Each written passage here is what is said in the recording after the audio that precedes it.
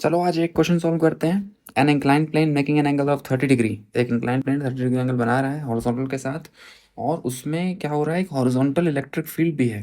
Horizontal electric field दे रखी है 200 Newton पर कूलम। ठीक है।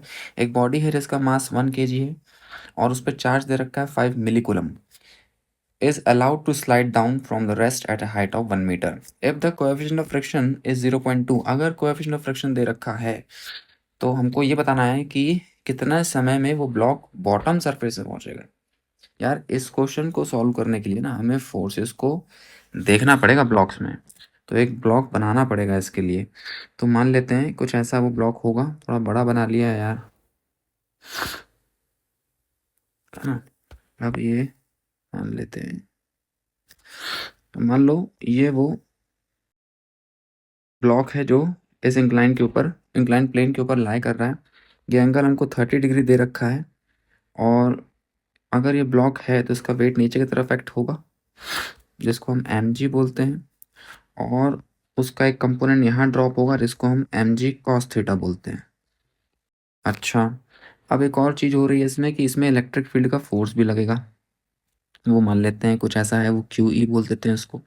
और अगर मैं एक ऐसी एक्सेस ले लूँ, एक्स एक्सेस और वाई एक्सेस इसको, तो देखो अगर ये एंगल 30 डिग्री तो ये भी 30 डिग्री, तो उस हिसाब से ये क्या हो जाएगा, क्यू ई कॉस 30 डिग्री। और अगर ये क्यू ई कॉस 30 डिग्री मतलब ये क्या निकलेगा, क्यू ई साइन 30 डिग्री।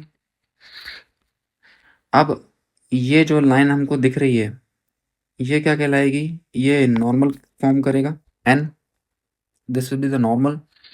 और एक चीज और है जिसको हम बोलते हैं फ्रिक्शन। फ्रिक्शन क्योंकि अपवर्ड डायरेक्शन लगेगा, क्योंकि बॉडी डाउनवर्ड डायरेक्शन में मूव हो रही है, रेस्ट से मूव कर रही है, मतलब इनिशियल वेलोसिटी इसकी जीरो होगी। काइनेमेटिक्स की इक्वेशन भी लग सकती है आखिरी में, तो वो देखते हैं कैसे कैसे क्या होगा इसमें।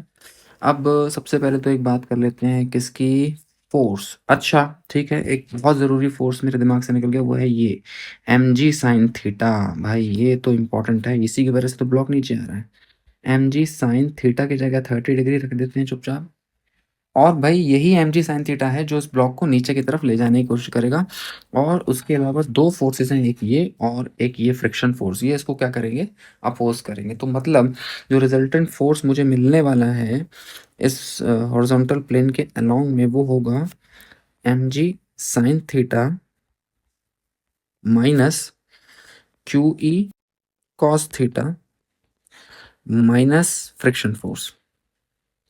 अब देखो यार मेरे पास ना इनमें से सबकी वैल्यूज हैं, मेरे पास इसकी वैल्यू नहीं है। तो इसके लिए भी एक कहानी कर लेते हैं अपन, इसके लिए क्या कहानी कर लेते हैं, इसको पहले फर्स्ट इक्वेशन मान लेते हैं। अब सीधा सीधा फ्रिक्शन फोर्स की बात करें तो फ्रिक्शन फोर्स क्या होता है, म्यू इंटू एन होता है। अब अगर डायग्राम में देखें आप ध्यान से तो एन क्या हो सकता है, एन होगा हमारा M G cos theta plus Q E sine theta के बराबर। यस, ठीक है। अब इसको सॉल्व कर लेते हैं अपन। तो ये हो जाएगा, कोएफिशिएंट ऑफ फ्रिक्शन 0.2 दे रखा है, बॉडी का मास 1 kg है, जी 9.8 बोला है लेने के लिए। क्या करें यार, कॉस 30 डिग्री प्लस क्यू दे रखा है 5 × 10⁻³ और ई दे रखा है 200 और साइन 30 डिग्री। अब इसको सॉल्व कर लेते हैं पूरा, तो फ्रिक्शन फोर्स हमारा आ जाएगा 0.2, ये हो जाएगा 9.8 इंटू √3/2 प्लस इसको सॉल्व कर लेते हैं तो ये 1/2 200, ये 100 बचेगा, ये ख़त्म, और ये हो जाएगा 5/10 मान लेते हैं इसको। अब अगर मैं फ्रिक्शन फोर्स कैलकुलेट करूं तो कुछ इसकी वैल्यू आ रही है 1.8 न्यूटन। चलो ये आ गया फ्रिक्शन फोर्स। अब इस फ्रिक्शन फोर्स की वैल्यू पुट कर देते हैं फर्स्ट इक्वेशन में, तो हमारा एफ निकल जाएगा।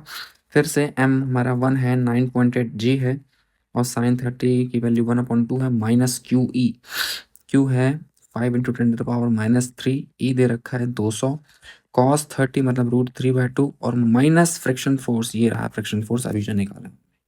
अब इसको फर्दर सॉल्व कर लेते हैं अपन, तो ये हो जाएगा 4.9 माइनस, इसको सॉल्व कर लेते हैं तो फिर से वही ये 100 हो जाएगा, 100 से ये गया तो बचा एक 10 नीचे, तो 5√3/10 0.866 माइनस 1.8।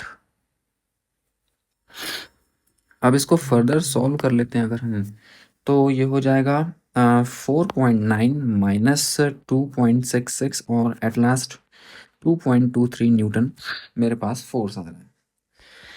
अब force is equals to mass into acceleration होता है, सब जानते हैं। अब फोर्स मेरे पास है 2.23 सॉरी, मास है 1 kg और एक्सेलरेशन निकलना है, तो एक्सेलरेशन भी कितना हो जाएगा 2.23 मीटर पर सेकेंड स्क्वायर। अब हमको मालूम है टाइम निकालना है हमको, तो सेकेंड इक्वेशन ऑफ मोशन यहाँ पे अप्लाई करा जा सकता है 1/2 AT स्क्वायर। तो डिस्प्लेसमेंट कितना होगा, डिस्प्लेसमेंट क्या, अगर ये 1 मीटर है, सोचो अगर ये 1 मीटर है और ये 30 डिग्री एंगल फॉर्म कर रहा है, तो क्या डिस्टेंस ये 2 नहीं हो जाएगी?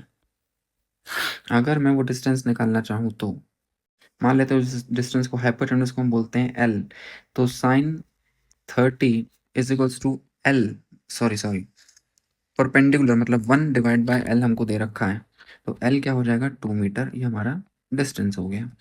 अब इसको पुट कर देते हैं यहाँ पे, एस की जगह पे एल मतलब 2, इनिशियल वेलोसिटी 0, 1/2 एक्सेलरेशन 2.23 है हमारे पास और टाइम का स्क्वायर, हमको टाइम निकालना है। तो अब ये हो जाएगा 4/2.23 अंडर रूट में, तो टाइम हमारा निकलता है कुछ 1.3 सेकेंड्स। और कौन सा ऑब्जेक्टिव बैठेगा ये, 1.3 सेकेंड फर्स्ट ऑब्जेक्टिव करेक्ट है। Thank you.